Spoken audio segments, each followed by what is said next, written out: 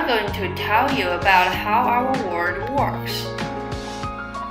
All the things on Mars, me, Alan, bicycle, ice cream machine, or maybe you, are all moved by force, which is a push or pull.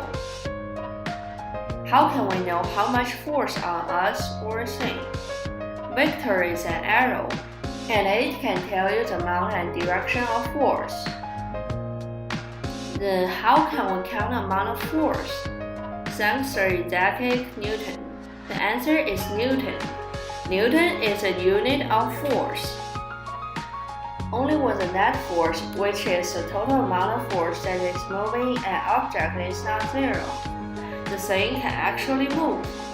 If the net force is zero, the thing will not move forever, ever. If the net force is not zero, the thing can change position, which is called motion. Thanks Mr. Newton again. He gave us a law.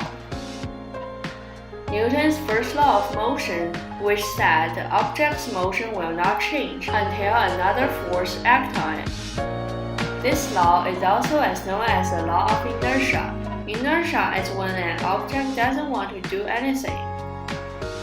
The law of inertia can cause the object to keep moving, and moving, unless an unbalanced force changes it.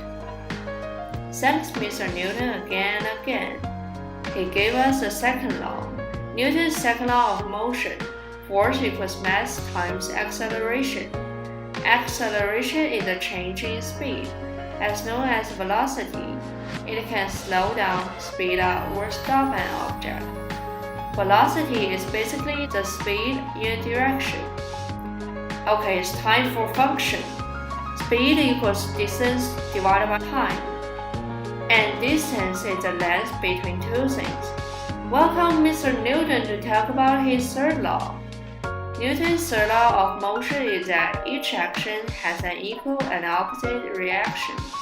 Thank you, Mr. Newton. Moreover, there is a law of universal gravitation that states all objects in the universe have gravity, which is attraction between objects. And the strength of gravity depends on the mass and distance, such as weight is how much gravity on an object. Gravity is also responsible for the projectile motion, that is, the motion contains the forward velocity and the gravity. Not only the weight, but also the orbit, the path that something follows around something, which due to gravity.